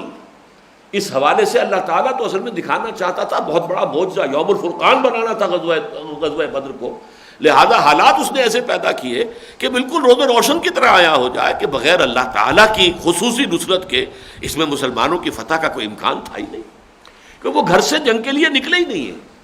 وہ تو جب بدر کے قریب، بلکہ یوں سمجھیے کہ اثنائے سفر میں ہیں، وہاں جہاں پڑاؤ تھا، غالباً ابوا کا مقام تھا یا کوئی اور ہو سکتا ہے، غلط ہو مجھے ذہن میں یاد ہو، وہاں پر پھر اللہ کی وحی آئی ہے کہ اے نبی اب ایک لشکر جو ہے وہ جنوب سے بھی نکل کھڑا ہوا ہے، ابو جہل 1000 کا لشکر کیل کانٹے سے لیس لے کر نکل کھڑا ہوا ہے، وہ بھی بدر کی طرف آ رہا ہے، قافلہ بھی آ رہا ہے، اور ان دونوں میں سے ایک پر لازماً فتح ہم دے دیں گے۔ اب یہ ایک مسئلہ تھا جسے حضور نے صحابہ کے سامنے رکھا کہ دیکھو مسلمانوں، اب شکل یہ بن گئی ہے کہ اب ایک طرف تو وہ لشکر آ رہا ہے شام سے ابو سفیان کی سرکردگی میں، ایک طرف جنوب سے ایک وہ تو قافلہ ہے جو آ رہا ہے ابو سفیان کی سرکردگی میں، جنوب سے لشکر نکل آیا ہے، اور اللہ کا وعدہ ہے کہ ان 2 میں سے ایک پر تمہیں ضرور فتح دے گا، تو بتاؤ کدھر چلیں؟ اب یہ کہ کچھ لوگوں نے کہا حضور قافلے کی طرف چلیے، تھوڑے سے لوگ ہوں گے 30-40، اس کے جو محافظ ہوں گے آسانی سے ہم قابو کر لیں گے، ان کے ہتھیار بھی ہمیں مل جائیں گے، ہمارے پاس تو ہتھیار ہی نہیں ہے، لشکر سے کیسے مقابلہ کریں گے، ہمارے پاس ہتھیار ہی نہیں ہے، ہم گھروں سے اسلحہ لے کر نکلے ہی نہیں ہے، ہمارے پیش نظر تو تھا صرف لشکر اس کا قافلے کا راستہ روکنا، لہذا ہمیں چلنا چاہیے قافلے کی طرف۔ لیکن اب حضور اللہ تعالیٰ کی جو منشا ہے، اور ظاہر بات ہے کہ حضور کے علم میں ہے کہ اللہ کیا چاہتا ہے، حضور بار بار کہہ رہے ہیں مشورہ دیجئے، آپ لوگ اور سوچئے اور مشورہ دیجئے۔ اب بعض صحابہ نے، مہاجرین نے ایک ایک کر کے تقریریں کی، حضرت ابو بکر نے کی، حضور جو آپ حکم دیں ہم حاضر ہیں، آپ فیصلہ کریں۔ حضرت عمر نے تقریر کی، حضرت مقداد ابن الاسود نے یہ تقریر کی، انہوں نے کمال کر دیا رضی اللہ تعالیٰ عنہ. ان کا کہ حضور ہمیں آپ موسیٰ کے ساتھی نہ سمجھیے جنہوں نے انکار کر دیا تھا، کہہ دیا تھا فَاذْهَبْ أَنْتَ وَرَبُّكَ فَقَاتِلَا إِنَّا هَاهُنَا قَاعِدُونَ. اب معلوم ایسا ہوتا ہے کہ یہ آیات جو ہے یہ مکی دور میں کہیں نازل ہو چکی تھی، جو حضرت مقداد کے علم میں یہ آیت تھی. ہم موسیٰ کے ساتھی نہیں ہیں، ہم محمد کے ساتھی ہیں صلی اللہ علیہ وسلم. آپ دیکھیے، بسم اللہ کیجئے، جو آپ کا ارادہ ہو انشاءاللہ ہمارے ذریعے سے اللہ تعالیٰ آپ کو آنکھوں کی ٹھنڈک عطا فرمائے گا. لیکن یہ تینوں حضرات جو ہیں، حضرت ابو بکر رضی اللہ عنہ، حضرت عمر رضی اللہ عنہ، حضرت مقداد، یہ تو ہیں مہاجرین میں سے. اور حضور کو اب اندازہ تھا اس سے پہلے آپ نے کسی انصاری کو شریک کیا ہی نہیں تھا. اس مرتبہ وہ قافلے کا چونکہ خیال تھا اور قافلہ بڑا مال لے کر آ رہا تھا، تو بہت سے انصار بھی شامل ہو گئے تھے اپنی مرضی سے. لیکن انصار کے ساتھ جو معاہدہ ہوا تھا بیعت عقبہ ثانیہ کے موقع پر، وہ یہ تھا کہ اگر مدینے پر حملہ ہوگا تو ہم آپ کی مدد کریں گے اور آپ کی حفاظت کریں گے جیسے اپنے اہل و عیال کی. گویا کہ اس معاہدے کی شق جو ہے کور نہیں کر رہی تھی اس کو کہ حضور اب مدینے سے نکل کر اور قریش کا مقابلہ کرنا چاہ رہے ہیں. لہذا حضور بار بار پوچھ رہے ہیں، اور حضور کو اندازہ یہ تھا کہ صرف مہاجرین کی جو اس وقت نفری ہے وہ تو کچھ 80-82 صرف مہاجرین تھے، باقی اصل میں 200-250 جو ہیں وہ انصار تھے، تو اصل نفری تو انصار کی تھی. تو حضور کو چونکہ اندازہ تھا کہ اب انصار کی نفری کے بغیر یہ مہم جو ہے یہ بہت مخدوش ہو جائے گی. اب آپ کہہ رہے ہیں کہ مجھے مشورہ دو، اشیرونی، مجھے مشورہ دو. پھر حضرت سعد بن عبادہ کھڑے ہوئے ہیں رضی اللہ تعالیٰ عنہ، رئیس خدرج. بڑے پیارے الفاظ ہیں، کأنک تعنینا یا رسول اللہ. اے اللہ کے رسول، ہمارا گمان ہے کہ آپ کا روح سخن ہماری طرف ہے، آپ ہمارے بارے میں جاننا چاہتے ہیں. فَإِنَّا آمَنَّا بِكَ وَصَدَّقْنَاكَ، تو ہم تو آپ پر ایمان لا چکے ہیں، ہم نے آپ کی تصدیق کی ہے کہ آپ اللہ کے رسول ہیں. اب ہمارے پاس تو کوئی خیرہ، کوئی اختیار، کوئی ہے ہی نہیں اختیار. آپ اللہ کا نام لے کر بسم اللہ کریں. اگر آپ اپنی سواری سمندر میں اتار دیں گے، ہم بھی اپنی سواریاں سمندر میں اتار دیں گے. اور اگر آپ ہمیں حکم دیں گے تو برق الغماد تک پہنچ جائیں گے، یمن کا آخری شہر. چاہے ہماری جو اونٹنیاں ہیں وہ لاغر ہو جائیں بھوک کی وجہ سے اور مسافت کی وجہ سے، ہم وہاں تک آپ کا ساتھ دیں گے. پھر حضور کا چہرہ جو ہے کھل اٹھا، خوشی، مسرت کے آثار. پھر آپ نے حکم دیا چلو بدر کی طرف. اب یہ فیصلہ ہو گیا. تو یہ مشاورت بھی ہے کہ اصل میں ہر کمانڈر جو ہے وہ اپنی فوج کے لوگوں کا مورال دیکھ لینا چاہتا ہے کہ ان کا مورال کس حال میں ہے، یا ان کے ڈسپلن کی کیفیت کیا ہے، ان کے جذبات کیا ہیں. تو اللہ تعالیٰ کی طرف سے یا خود اپنی حکمت عملی کے تحت حضرت طالوت نے یہ معاملہ ان کے سامنے رکھ دیا. فلما فصل طالوت بالجنود قال ان اللہ مبتلیکم بنہر فمن شرب منہ فلیس منی ومن لم یطعمہ فانہ منی الا من اغترف غرفۃ بیدہ، سوائے اس کے کہ کوئی ایک چلو اپنے صرف چلو میں پانی لے کر جو ہے وہ اپنا منہ جو ہے وہ تر کر لے. فشربوا منہ الا قلیلا منہم، تو خوب سیر ہو کر پیا ان سب نے سوائے ان میں سے کچھ کے قدر قلیل کے. یعنی پہلی چھلنی تو وہ لگ گئی تھی کہ جنہوں نے پہلے ہی قدم پر انکار کر دیا ہم جنگ نہیں کریں گے. اب جو لوگ اس وقت ثابت قدم رہ گئے تھے ان میں دوسری چھلنی یہاں لگ گئی. وہ لوگ کہ جو اس میدان کے اندر اس آزمائش کے اندر ناکام ہو گئے وہ بھی رہ گئے پیچھے. تو روایات میں آتا ہے کہ اس کے بعد ان کے ساتھ کل 600 افراد رہ گئے تھے، الا قلیلا منہم، کچھ تعداد تھوڑی سی کہ جو ثابت قدم رہے اس امتحان میں بھی کامیاب ہو گئے. اس لیے کہ جنہوں نے سیر ہو کر پانی پیا وہ ویسے بھی نڈھال ہو کر گر گئے. اور میرا گمان یہی ہے کہ اس پانی کے اندر کوئی ایسے اثرات تھے کہ جس کی وجہ سے ان میں سے اکثر جو ہے ان کے اوپر کوئی بیماری کی سی کیفیت طاری ہو گئی. جیسے آج کل آپ کو معلوم ہے مانگا منڈی کے اندر ایک عجیب و غریب بیماری جو ہے وہ پھیلی ہوئی ہے کسی فیکٹری کے پانی کی وجہ سے. اس میں کوئی ایسے کیمیکلز آئے ہیں کہ جس کی وجہ سے ایک بہت ہی بری بیماری جو ہے وہاں کے بچوں کو خاص طور پر نوجوانوں کو لگی ہے. فشربوا منه الا قليلا منهم فلما جاوزه هو والذين آمنوا معه، تو جب پار اتر گئے اس دریا سے وہ بھی یعنی طالوت بھی اور وہ لوگ جو ان کے ساتھ ایمان پر ثابت قدم رہے، یعنی جو اس امتحان کے اندر پورے اترے. ویسے تو سب کے سبھی اللہ کے ماننے والے تھے اور طالوت کو بھی انہوں نے مان ہی لیا تھا. اس اعتبار سے تو جو ہے زبانی کلامی تو سارے مسلمان تھے، سارے مومن تھے. لیکن جو ان چھلنیوں میں سے نکل کر آئے، پہلی چھلنی ایک پہلے لگی دوسری اب لگی ہے، تو جو ان میں سے بچ کر نکل آئے ہیں اور کامیابی کے ساتھ جو نکل آئے ہیں اس آزمائش میں، تو جب وہ آئے وہاں پر ان کے ساتھ قالوا لا طاقت لنا اليوم بجالوت وجنودہ، تو انہوں نے بھی یہ کہا کہ یہ ہماری نفری تو بہت تھوڑی ہے،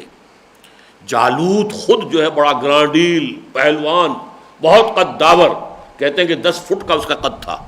اور بہت جسیم، اور پورا جو ہے غرق آہن، پورے جسم پر زرہ، سوائے یہ کہ یہ آنکھوں کے سوراخ جو ہیں یہ کچھ پیشانی کے پاس اور یہ آنکھوں کے لیے کوئی جگہ خالی تھی، باقی پورے جسم پر آرمر تھا اس کے۔ اور وہ شخص جو ہے پھر اس کے جنود بھی بہت بڑے تھے، بہت، اس نے ان سب کو جو ہے فلسطین سے جس طریقے سے کھدیڑا تھا اور جس طرح انہیں شکستوں پر شکستیں دی تھی، اب یہ فیصلہ کن مارکا جو ہے وہ بڑی جمعیت لے کر آیا، تو ان کے دلوں کے اندر بھی ایک طرح سے اضطراب پیدا ہوا، قالوا لا طاقت لنا اليوم بجالوت وجنودہ، آج ہمارے اندر طاقت نہیں ہے، سکت نہیں ہے، اتنی طاقت نہیں ہے کہ ہم جالوت اور اس کے لشکروں کا مقابلہ کر سکیں۔ اس کی مثال بھی ذہن میں رکھیے کہ غزوہ احد کے موقع پر پہلی چھلنی لگی تھی کہ 300 منافقوں کو لے کر عبداللہ ابن ابی نکل گیا، لیکن مزید 2 گھرانے تھے، بنو سلمہ اور بنو حارثہ غالباً، اگر میرا حافظہ ٹھوکر نہیں کھا رہا،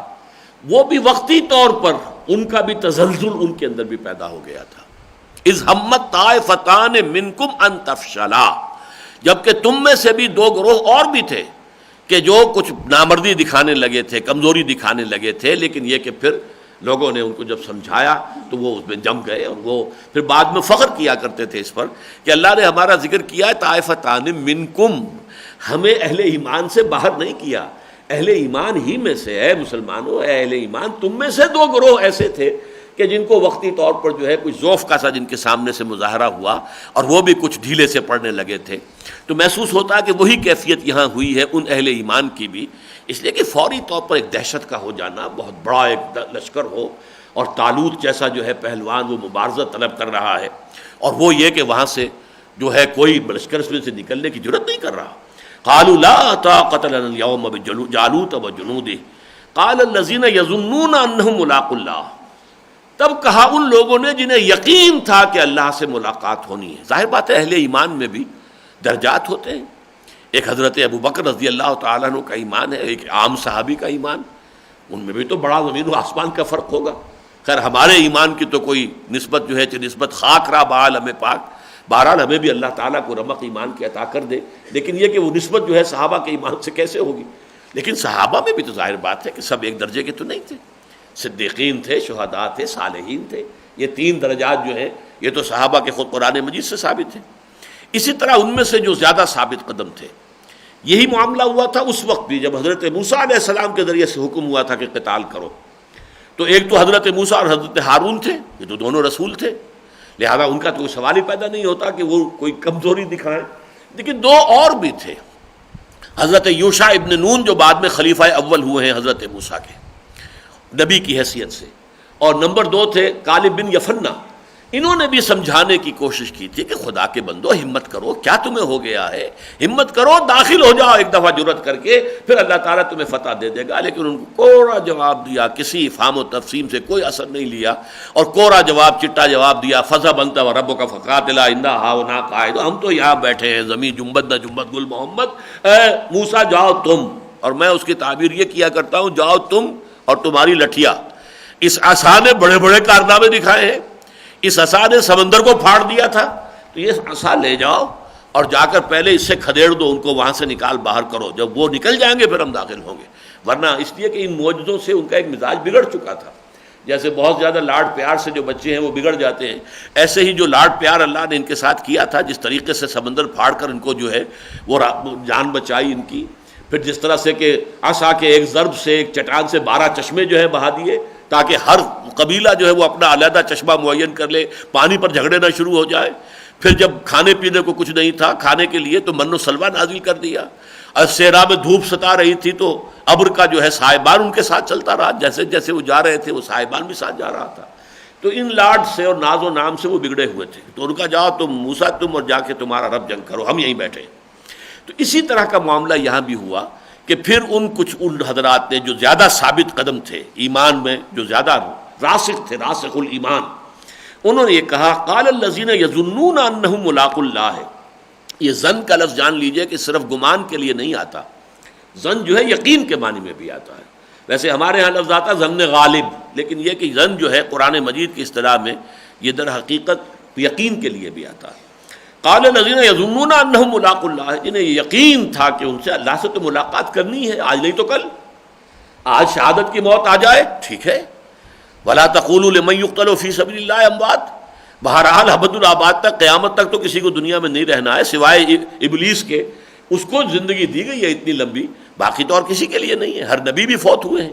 تمام انبیاء اور رسل جو ہیں ان پر بھی موت طاری ہوئی ہے، سوائے حضرت عیسیٰ علیہ السلام کے ابھی ان پر طاری نہیں ہوئی. ہوگی، ان پر بھی ہوگی. جب دوبارہ وہ آئیں گے زمین پر تو جیسا کہ احادیث میں ثابت ہے ان شادی بھی ہوگی، اولاد بھی ہوگی، اور پھر ان پر موت بھی واقع ہوگی. تو انہوں نے کہا یظنون انہم ملاقو اللہ کم من فئۃ قلیلۃ غلبت فئۃ کثیرۃ باذن اللہ. کتنی ہی بار ایسا ہوا ہے، کتنے ہی ایسے چھوٹے گروہ ہوئے ہیں کہ جو غالب آئے ہیں بڑی جمعیتوں پر، بڑے گروہوں پر، بڑی فوجوں پر اللہ کے حکم سے. اللہ تعالیٰ جو ہے یہ تو تاریخ کے اندر ہوتا آیا ہے. صرف تعداد کو مت دیکھو، اللہ کی مدد پر، اس کی نصرت پر بھروسہ رکھو. کم من فئۃ قلیلۃ غلبت فئۃ کثیرۃ باذن اللہ. کتنے ہی ایسے چھوٹے گروہ، چھوٹے لشکر، چھوٹی فوجیں ہوئی ہیں تاریخ کے دوران کہ جو بڑی بڑی فوجوں پر، بڑے گروہوں پر، بڑی جمعیتوں کے اوپر غالب آئے ہیں. واللہ مع الصابرین، اور یقیناً اللہ تعالیٰ جو ہے وہ صبر کرنے والوں کے ساتھ ہے. اس معیت سے مراد کیا ہے؟ معیت نصرت و تائید، اللہ کی نصرت، اللہ کی تائید. اور یہ تو جیسا کہ سورہ بقرہ میں بھی ہم پڑھ چکے ہیں، جو شروع ہی میں جب 19واں رکوع شروع ہوا ہے، جہاں سے کہ یہ نصف آخر شروع ہوتا ہے، وَلَنَبْلُوَنَّكُمْ بِشَيْءٍ مِّنَ الْخَوْفِ وَالْجُوعِ وَنَقْصٍ مِّنَ الْأَمْوَالِ وَالْأَنفُسِ وَالثَّمَرَاتِ وَبَشِّرِ الصَّابِرِينَ الَّذِينَ إِذَا أَصَابَتْهُمْ مُصِيبَةٌ قَالُوا إِنَّا لِلَّهِ وَإِنَّا إِلَيْهِ رَاجِعُونَ. ظاہر بات ہے کہ وہ تو پھر ایسے لوگوں کے لیے بشارت بھی ہے اور اللہ تعالیٰ کی طرف سے نصرت کا وعدہ بھی ہے. وَلَمَّا بَرَزُوا لِجَالُوتَ وَجُنُودِهِ، اور جب وہ سامنے، برزہ کہتے ہیں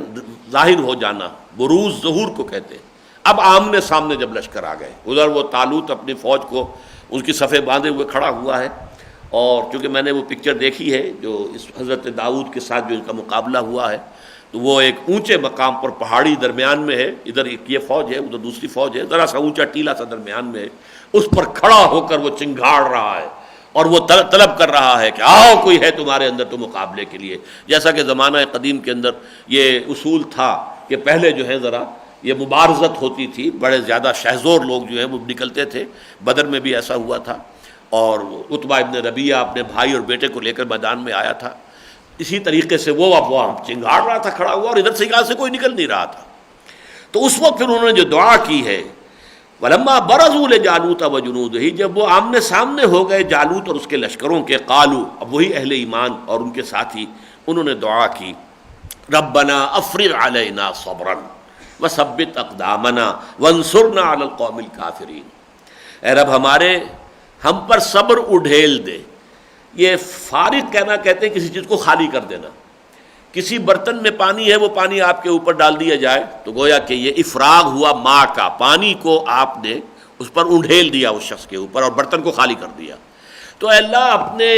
صبر کے برتن کو ہم پر اڈھیل دے، صبر اتنا کہ ہم صبر کے اندر نہا جائیں. وہ صبر جو ہے ہماری پوری شخصیت کو، ہمارے پورے کردار کو احاطے میں لے لے. ربنا افرغ علینا صبرا، ہم پر صبر اڈھیل دے، وثبت اقدامنا، اور ہمارے قدم جما دے، وانصرنا علی القوم الکافرین، اور ہماری مدد فرما ان کافروں کی قوم کے مقابلے میں. اب نوٹ کیجئے انہی الفاظ پر یہ صورت ختم ہوگی.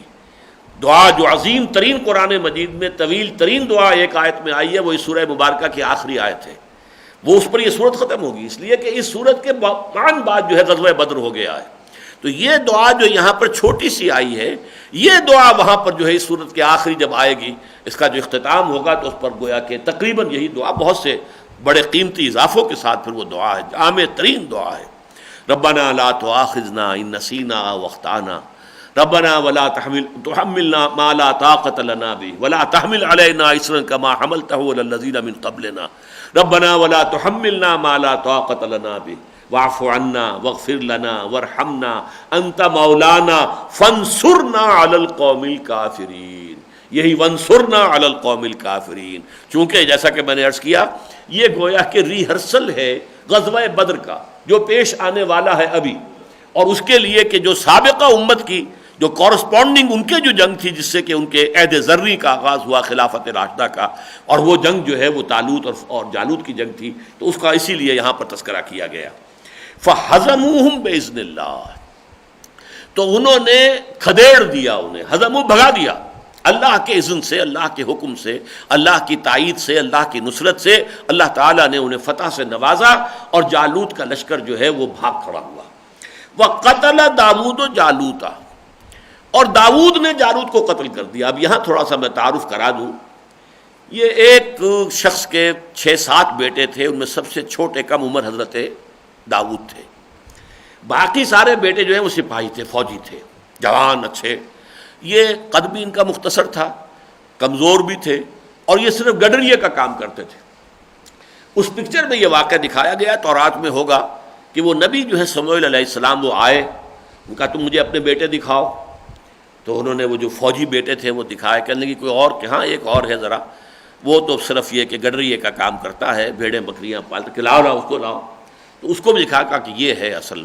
کہ جو بڑا کارنامہ سر انجام دے گا۔ اب یہ چونکہ گڈریے تھے تو ان کا ہتھیار تھا گوپیا، یعنی جب یہ بھیڑوں بکریوں کے اپنے گلے لے کر جاتے تھے، اگر کوئی بھیڑیا آ گیا ہے تو وہ گوپیے سے مارتے تھے اس کو، اس میں پتھر رکھ کر اور اس کو چکر دے کر، اور اس سے وہ پتھر جو نکلتا تھا تو اس بھیڑیے کے سر میں لگے اور اس کا بھیجا نکال دے۔ تو یہ اتفاق سے آئے ہیں، یعنی ان کی تاریخ یہ ہے کہ یہ لشکر میں شامل ہی نہیں تھے، وہ تو جس وقت یہ مقابلہ ہو رہا تھا وہ کھڑے ہوئے تھے، ادھر وہ جالوت للکار رہا ہے، ادھر سے کسی میں ہمت نہیں ہو رہی نکلنے کی، اچانک یہ پہنچ گئے،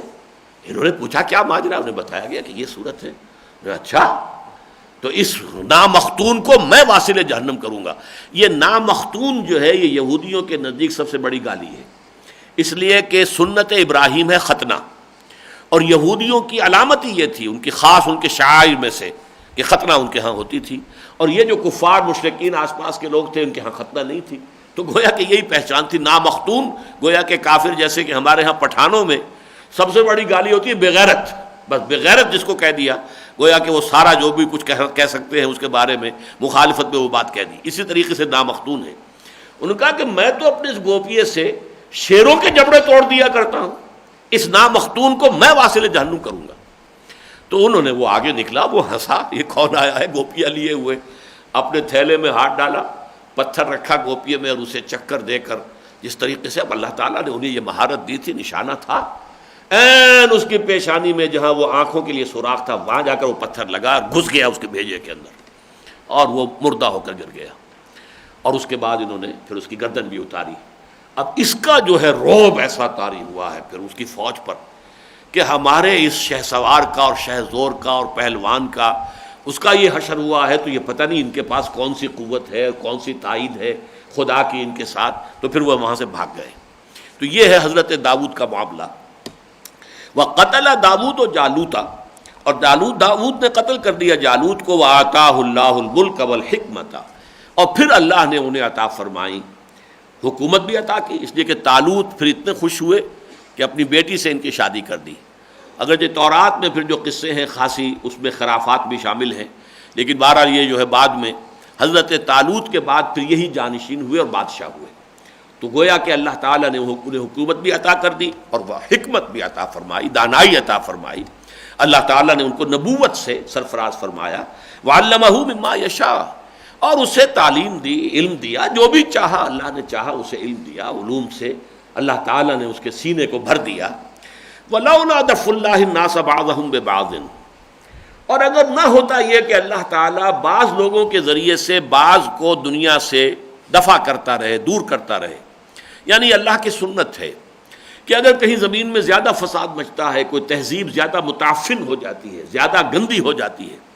پھر اللہ کسی اور قوم کے ذریعے سے اس کو تہس نہس کرا دیتا ہے، اور پھر یہ کہ ایک نیا یوں سمجھیے کہ جو فریش بلڈ آتا ہے، اور وہ عام طور پر یہی ہوتا ہے کہ وہ قوم کے جو زیادہ اس زمانے میں پسماندہ لوگ سمجھے جاتے ہیں وہ آتے ہیں کہ جو مہذب لوگوں کو ختم کرتے ہیں، مہذب جو ہوتے ہیں وہ کمزور ہو جاتے ہیں، اور ان کے اوپر پھر جو دوسرے لوگ ہوتے ہیں کہ جو ابھی اسی حضارت اور تہذیب اور تمدن سے ابھی آشنا نہیں ہوتے، وہ شہزور ہوتے ہیں، تو ان کے ہاتھوں پھر ان کو ختم کر کے تو پھر ایک نئی تہذیب آتی ہے، پھر جب وہ بھی گل سڑ جاتی ہے تو پھر کسی اور کے ذریعے سے ان کو ہٹا دیتا ہے۔ تو لولا دفع اللہ الناس بعضهم ببعض، یہی آیت سورہ حج میں بھی آئی ہے، لہدم صوامع وبیع وصلوات ومساجد یذکر فی اسماء اللہ کثیرا، کہ اللہ تعالیٰ اگر یہ دور نہ کرتا رہتا کچھ لوگوں کے ذریعے سے دوسروں کو، تو مسجدیں بھی اور صومع بھی اور گرجے بھی اور جو خانقاہیں ہیں اور جو سینیگوگز ہیں اور یہ سب کے سب جو ہے ختم ہو جاتی دنیا میں، یہ مذہب جو ہے اس کا وجود ہی نہ رہتا۔ اللہ تعالیٰ گاہے گاہے صفائی کرتا رہتا ہے اپنی زمین کی، جیسے کہ آپ کہیں باغ کے اندر سے کچھ جھاڑ جھکاڑ جمع کر کے پھر اسے آگ دکھا دیتے ہیں تاکہ وہ جل جائے کوڑا کرکٹ، اسی طریقے سے اللہ کی یہ سنت رہی ہے وقتاً فوقتاً، جو زیادہ ہی فاسد ہو جاتا ہے معاشرہ اور جو قوم جو ہے زیادہ ہی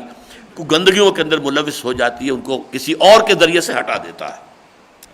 وَلَوْلَا دَفْعُ اللَّهِ النَّاسَ بَعْضُهُم بِبَعْضٍ لَفَسَدَتِ الْأَرْضُ، اگر ایسا نہ ہوتا زمین میں فساد بڑھ جاتا۔ وَلَٰكِنَّ اللَّهَ ذُو فَضْلٍ عَلَى الْعَالَمِينَ، لیکن یہ کہ اللہ تعالیٰ تو تمام جہان والوں کے لیے بہت فضل والا ہے۔ عالمین اگرچہ جمع ہے عالم کی، تمام جہانوں کے لیے فضل والا، وہ بھی ٹھیک ہے، لیکن مولانا حمید الدین فراہی نے جو اصول بیان کیے ہیں کہ بعض اوقات جو ظرف ہے اس کی جمع سے مراد مظروف کی جمع ہوتی ہے، یعنی اس عالم میں رہنے والے تمام انسان جو ہیں اللہ تعالیٰ ان کے لیے فضل کا رکھتا ہے، ان کے لیے بھلائی، ان کے لیے خوبی، ان کی خیر خواہی رکھتا ہے۔ تلک آیات اللہ نتلوہا علیک بالحق، یہ اللہ کی آیات ہیں جو اے نبی صلی اللہ علیہ وسلم ہم آپ کو سنا رہے ہیں۔ اب یہ گویا کہ حضرت جبرائیل کی زبان سے یہ الفاظ نکل رہے ہیں، تلک آیات اللہ نتلوہا علیک بالحق، اے نبی یہ اللہ کی آیات ہیں جو ہم آپ کو پڑھ کر سنا رہے ہیں۔ وَإِنَّكَ لَمِنَ الْمُرْسَلِينَ، اور یقیناً آپ اللہ کے رسولوں میں سے ہیں، اس میں کسی شک و شبے کی گنجائش نہیں۔ تِلْكَ الرُّسُلُ فَضَّلْنَا بَعْضَهُمْ عَلَى بَعْضٍ، اور یہ جو رسول ہیں جو ہم بھیجتے رہے وقتاً فوقتاً، ہم نے ان میں سے بعض کو بعض پر فضیلت دی ہے۔ یہ ذرا ایک اہم مسئلہ ہے، نوٹ کر لیجئے کہ انبیاء کرام میں ظاہر بات ہے کہ درجے ہیں، مراتب ہیں، کوئی بہت بلند مرتبے والا ہے، افضل ہے، جو اس کے مقابلے میں رتبے میں کم ہے، اور یہی معاملہ صحابہ میں بھی ہے۔ صحابہ میں بھی فضیلت ہے جیسے کہ انبیاء کے اندر فضیلت ہے، اگرچہ حضور صلی اللہ علیہ وسلم نے منع کیا ہے ہمیں کہ مجھے فضیلت مت دو، اس لیے کہ وہ تو جو کہتے ہیں کہ عطر آنست کہ بے بوید، نہ کہ عطار بے گوید، اصل خوشبو تو وہ ہے جو خود اس کی بو سے، اس کی خوشبو سے معلوم ہو جائے کہ یہ عطر ہے، نہ یہ کہ عطار صاحب بیان کر رہے ہیں یہ بہت اعلیٰ جو ہے یہ عطر ہے، وہ تو عطر جو ہے سونگ کے پتہ چلے گا نا۔ تو جس کی جو فضیلت ہے وہ معلوم ہے، اس کو بیان کرنے کی ضرورت نہیں ہے کہ خام خواہ وہ ایک قومی سی بات بن جائے اور دوسری جو انبیاء اور رسولوں کے جو امتی ہیں وہ یہ سمجھے کہ یہ ہمارے اوپر در حقیقت اپنی فوقیت ثابت کرنے کے لیے یہ محمد کی افضلیت ثابت کر رہے ہیں۔ اس حکمت کی وجہ سے حضور نے فرمایا مجھے یونس ابن متہ پر بھی فضیلت مت دو۔ اب یونس ابن متہ علیہ الصلوۃ والسلام صرف وہ واحد رسول ہیں کہ جن سے ایک خطا ہوئی اور اس پر ان کو سزا ملی اس دنیا کے اندر، اور وہ مچھلی کے پیٹ میں رہے ہیں، لا الہ الا انت سبحانک انی کنت من الظالمین، یہ تسبیح ہے جس نے کہ پھر ان کو نجات ملی۔ حضور نے ان کا نام لیا، ان پر بھی مجھے فضیلت مت دو۔ لیکن ہمارے ہاں تو یہی ہے کہ نعتوں کے اندر بھی اور پھر وعظوں میں اور جو بھی ہے وہ فضیلت، جو چیز کے حضور نے جس سے روکا ہے اپنی جگہ فضیلت، اس میں کوئی شک نہیں، آپ افضل الانبیاء ہیں، افضل الرسل ہیں، لیکن یہ کہ بعض کو بعض پر کوئی جزوی فضیلت ہو سکتی ہے، جیسے صحابہ کرام میں ہے۔ صحابہ کرام میں آپ کو معلوم ہے، وہ تو عام ہمارے خطبوں میں بھی ہوتا ہے، ارحم امتی بے امتی ابو بکر، اب ایک فضیلت حضرت ابو بکر کی ہے جو سب سے اونچے ہیں اس معاملے میں، میری امت پر سب سے زیادہ شفیق اور رحیم ابو بکر ہے، وہ اشدہم فی امر اللہ عمر، اور میری امت پر اور میرے صحابہ میں سے اللہ کے معاملے میں شدید ترین سخت ترین عمر ہے رضی اللہ تعالی عنہ، وہ احیاہم عثمان، اور سب سے زیادہ حیا والے عثمان ہیں، واقداہم علی، اور سب سے زیادہ صحیح فیصلہ کرنے والے علی ہیں رضی اللہ تعالی عنہما، واقرأہم ابی بن کعب، سب سے بڑے قاری اور عالم قرآن کے ابی بن کعب ہیں، وعالمہم بالحلال والحرام معاذ بن جبل، اور حلال اور حرام اور شرعی جو ہے حلت و حرمت کے قوانین کو سب سے زیادہ جاننے والا وہ معاذ بن جبل ہے رضی اللہ تعالی عنہ۔ اصدقہم لہجۃ ابو ذر،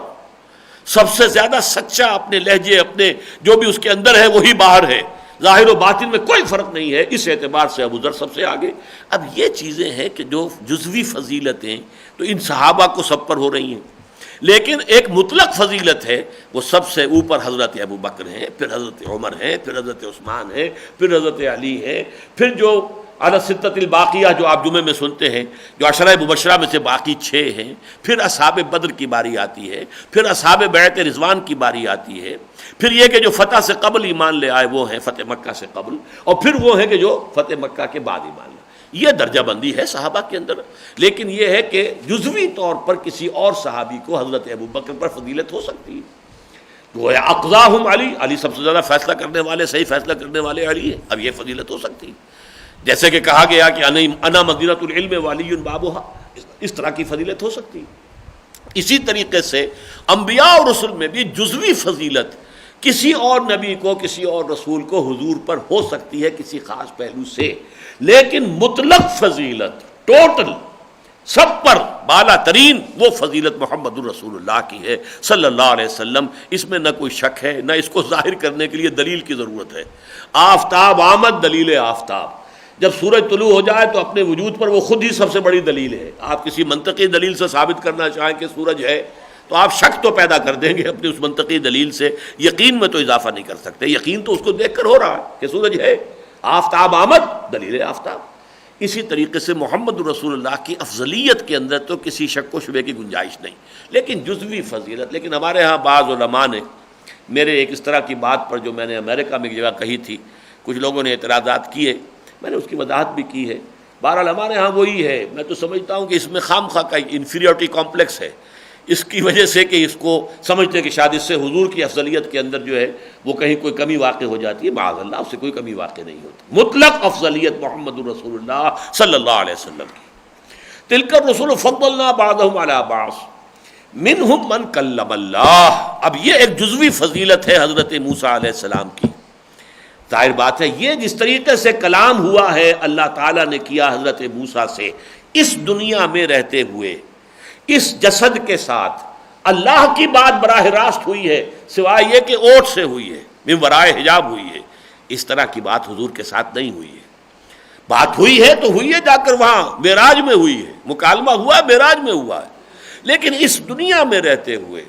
اور اس طریقے سے اپنی ان آنکھوں اور ان کانوں کے ساتھ جو ہے، جس طریقے سے کہ حضرت موسیٰ علیہ السلام نے، وہ جس کو کہ سورہ شورى میں بھی کہا گیا ہے ورائے حجاب، لیکن بات تو بہرحال براہ راست تھی۔ کلم اللہ موسیٰ تکلیما، یہ سورہ نساء میں آیت آئے گی، یہاں تو صرف ہے منہم من کلم اللہ، کلم اللہ موسیٰ تکلیما، اور یہ مصدر جب ایڈ کیا جاتا ہے کسی فعل کے بعد تو گویا کہ اس کے حقیقی معنی مراد ہے۔ موسیٰ سے تو اللہ نے کلام کیا جیسے کلام کیا جاتا ہے،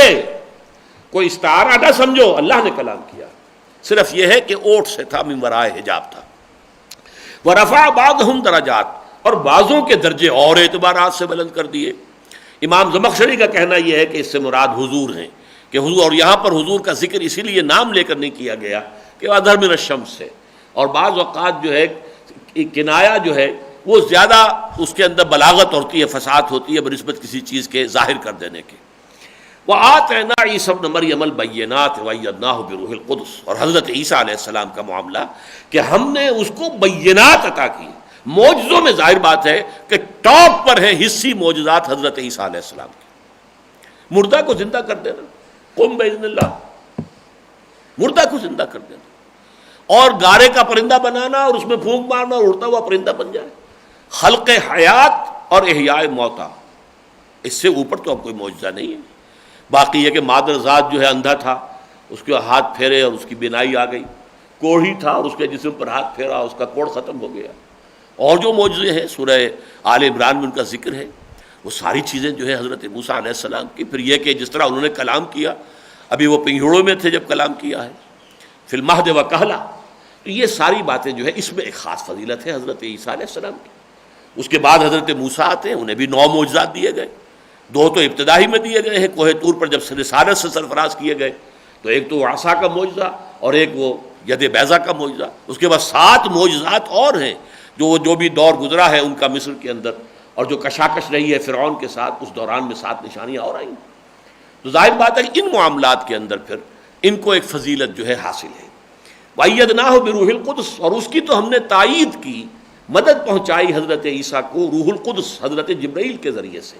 یعنی یہ سارے معجزات جو وہ کر رہے تھے در حقیقت یہ حضرت جبرائیل علیہ السلام روح القدس جو ہیں ان کے ذریعے سے یہ سارے کام وہ ہو رہے تھے۔ وَلَوْ شَاءَ اللَّهُ مَا اقْتَتَلَ الَّذِينَ مِن بَعْدِهِمْ، اس سے پہلے ہم پڑھ چکے ہیں آیت الاختلاف۔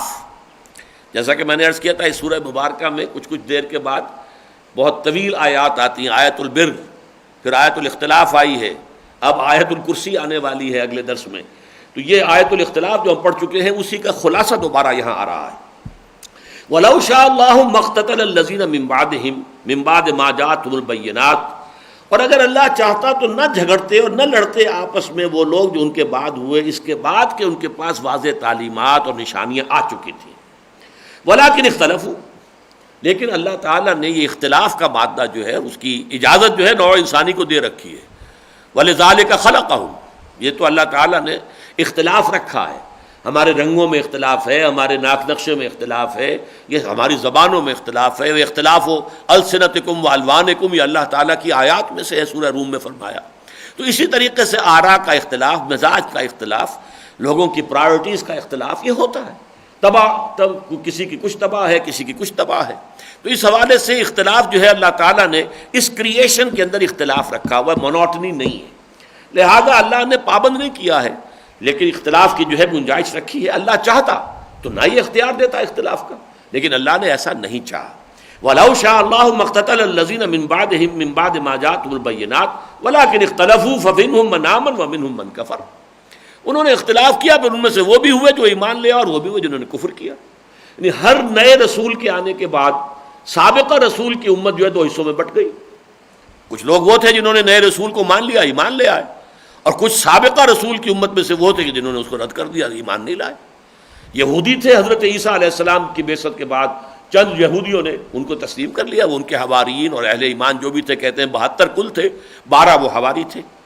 لیکن یہ کہ باقی سب نے انکار کیا، رد کر دیا۔